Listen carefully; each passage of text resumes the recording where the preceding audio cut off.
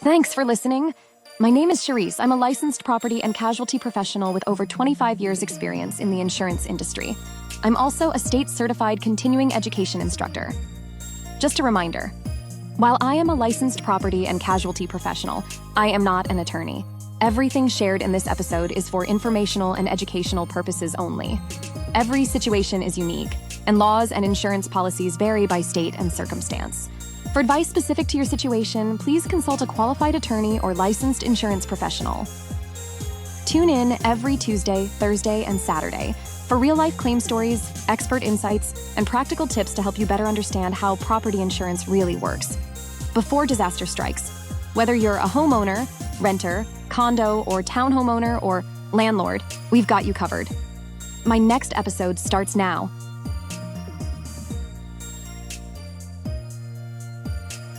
Hello everyone, I'm your host Charisse, and welcome to Q&A Saturday, the day where I answer your questions straight from the comments section of our Property Talk podcast episodes and your emails. Every Saturday, I take the most popular or interesting questions from our listeners, homeowners, renters, and even insurance pros, and break them down into real, easy-to-understand answers. So, let's dive into today's questions.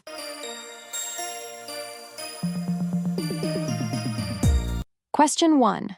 From Andrea_Givens 8662. How do I know when I should file a claim or just handle the repairs by myself? That is such a smart question, Andrea. And honestly, it's one that every homeowner should think about before a loss happens. Here's the short version. Compare the cost of your damage to your deductible. Let's say your deductible, the amount you pay out of pocket before your insurance kicks in, is $1,000. Now imagine your repair estimate for that leaky ceiling or damaged fence is about $1,200. When you subtract your deductible, insurance would only cover $200.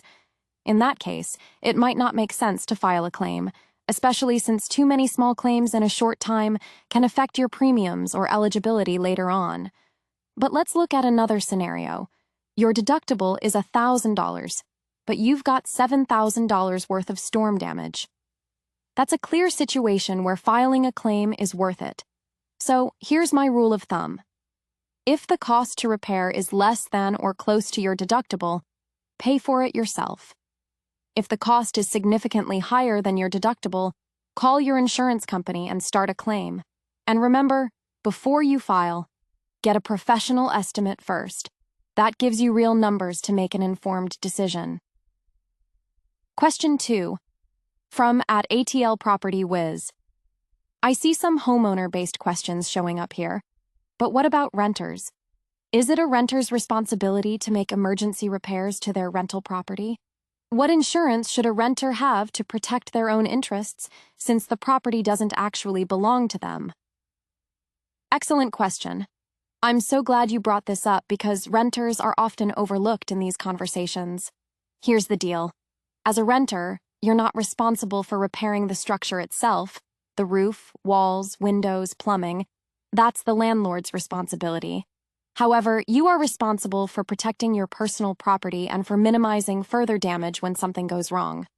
For example, let's say a pipe bursts in your apartment. You don't have to fix the pipe, but you do need to turn off the water if you can and call maintenance right away to prevent more damage.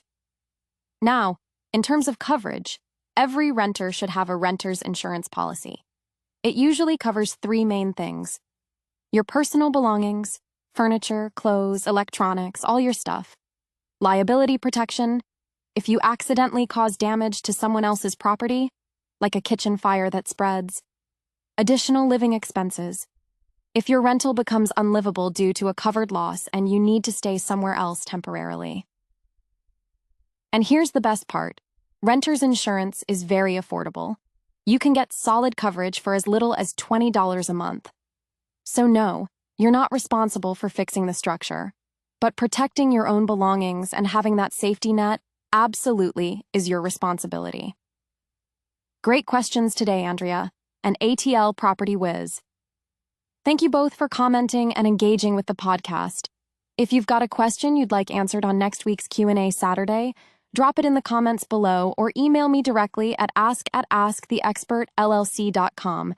And remember to subscribe so you don't miss next week's lineup. Tuesday's episode, How to Choose the Right Roofer for Your Home. We'll break down how to compare estimates, spot red flags, and know if your roofer is the real deal. And Thursday's episode, By Popular Demand, the Importance of a Renter's Policy. We'll cover what renter's insurance really protects and why every tenant should have it.